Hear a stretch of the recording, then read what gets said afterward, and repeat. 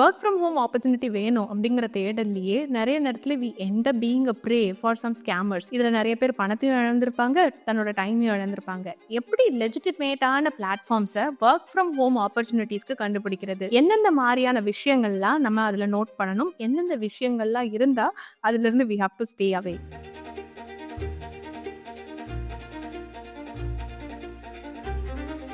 முதல் விஷயம், check for any red flag. Work பத்தி போட்டிருக்காங்க, பட் ஒரு ப்ராப்பரான ஜாப் டிஸ்கிரிப்ஷன் இல்ல, ரோல்ஸ் அண்ட் ரெஸ்பான்சிபிலிட்டிஸ் இல்ல, என்ன சேலரி இருக்க போகுது அதை பத்தின இன்ஃபர்மேஷன்லாம் ரொம்ப இல்ல அப்படின்னா ஏதோ ஒரு விஷயம் இருக்கு அப்படின்னு அர்த்தம். ஃபார் எக்ஸாம்பிள், மாசம் 50,000 ஏர்ன் பண்ணலாம் ஒர்க் ஃப்ரம் ஹோம் ஆப்பர்ச்சுனிட்டியில, எந்த எக்ஸ்பீரியன்ஸும் தேவையில்லை அப்படின்னும், டேட்டா என்ட்ரி ஜாப் தான், இந்த மினிமல் இன்வெஸ்ட்மெண்ட் பண்ணா போதும் ரொம்ப பெரிய பணம் பண்ணலாம், இந்த மாதிரிலாம் சில ஸ்டேட்மெண்ட்ஸ் நம்ம பார்க்குறோம் அப்படின்னா it is a pure red flag. We have to run away from that place. இந்த மாதிரி ஏமாத்தணும் அப்படின்னு நினைக்கிற கம்பெனிஸ் எல்லாம் என்டைசிங் லாங்குவேஜ் யூஸ் பண்ணுவாங்க. அப்பதான் ஓகே நான் பணம் பண்ணிடணும், எப்படியாவது பணம் பண்ணிடணும் அப்படின்னு நினைக்கிற பீப்புளை அட்ராக்ட் பண்ண முடியும்னு சொல்லி. whenever you come across such companies and whenever you come across job listings, suppose இந்த மாதிரி இன்டர்வியூஸ் அட்டன் பண்ணும்போது சில ரெட் ஃபிளாக்ஸ் பார்க்குறோம் அப்படின்னா இட் இஸ் ஓகே, கிளியரா தெளிவா என்னெல்லாம் இன்ஃபர்மேஷன் வேணும் அப்படிங்கிறத கேட்டு தெரிஞ்சுக்கலாம். அடுத்து, request for upfront payment.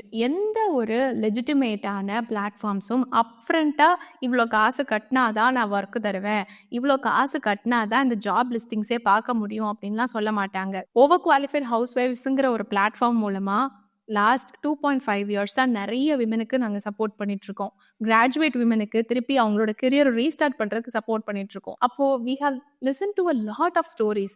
Data entry job தான், பட் ஒரு 5,000 ரூபாய் மட்டும் கட்டிடுங்க, 5,000 ரூபாய் கட்டின பிறகு நீங்கள் ஒர்க் பண்ணணும், நாங்கள் திருப்பி 15,000 கொடுத்து விடுறோம், வாரத்துக்கு 15,000 ரூபாய் ஏர்ன் பண்ணலாம் வீட்டில் உட்காந்து. இந்த மாதிரி நிறைய ஆப்பர்ச்சுனிட்டிஸ் இருக்குது அப்படின்னு சரியான புரிதல் இல்லாம நிறைய விமன் ஏமாந்துடுறாங்க. எந்த ஒரு ப்ராப்பரான பிளாட்ஃபார்மும் இந்த மாதிரியான அட்வான்ஸ் பேமெண்ட் கேட்க மாட்டாங்க. இந்த மாதிரியான விஷயங்கள் பண்ணாதான் நாங்க பணத்தை தருவோம் அப்படின்னு சொல்ல மாட்டாங்க. Unverified email address. ஒரு ப்ராப்பரான company always have a proper email, a company email. ஒரு ஜிமெயில்ல இருந்து நமக்கு மெசேஜஸ் வருது, ஒரு யாஹூ மெயில்ல இருந்து மெசேஜஸ் வருது, அதுல இருந்து தான் கம்ப்ளீட்டா கான்வர்சேஷனே இருக்கு அப்படின்னா we have to ஆஸ்க். சில நேரத்தில் இந்த மாதிரியான ஒர்க் ஃப்ரம் ஹோம் ஜாப்ஸ் தேடும் பொழுது தேடின உடனே நமக்கு நிறைய மெசேஜஸ் வரும், இமெயில்ஸ் வரும், வாட்ஸ்அப்பில் கூட மெசேஜ் வரும், ஒரு நாளைக்கு 1,000 ரூபாய் சம்பாதிக்கலாம், உங்களுக்கு வேணுமா, இந்த மாதிரி ஏதோ ஒரு அன்னோன் நம்பர்ல இருந்து. பார்த்தாலே தெரியும் அது ஃப்ராட் நம்பர்னு சொல்லிட்டு. அப்போ கூட because as we are looking, ஒருவேளை இது கரெக்டாக இருக்குமோ அப்படின்னு நினச்சிட்டு we will do. Let's not do that mistake.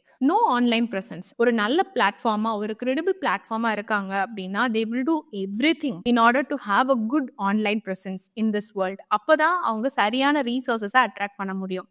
If a particular company doesn't have a website, ஒரு பர்டிகுலர் கம்பெனி பற்றின ரிவ்யூவே இல்லை, எந்த ஆர்டிகல்ஸுமே அதை பற்றி இல்லை, சோஷியல் மீடியா அக்கௌண்ட்ஸே இல்லை, இந்த மாதிரியான விஷயங்கள்லாம் பார்க்குறோன்னா ப்ராபப்ளி அது ஒரு சரியான கம்பெனியாக இருக்கிறதுக்கான வாய்ப்பு இல்லை.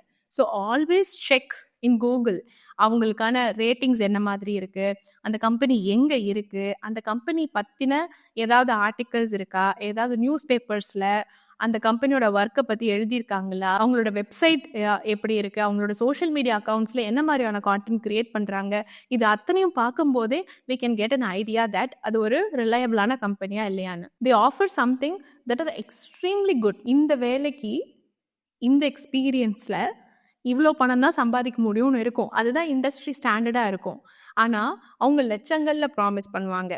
அந்த மாதிரி ப்ராமிஸ் பண்ணுறாங்க அப்படின்னா கண்டிப்பாக that is not a right opportunity. By the end of the day any business is going to pay for your skill, for the years of experience you have and how much value you can add to that particular business. அதில் இந்த equation தான் common everywhere.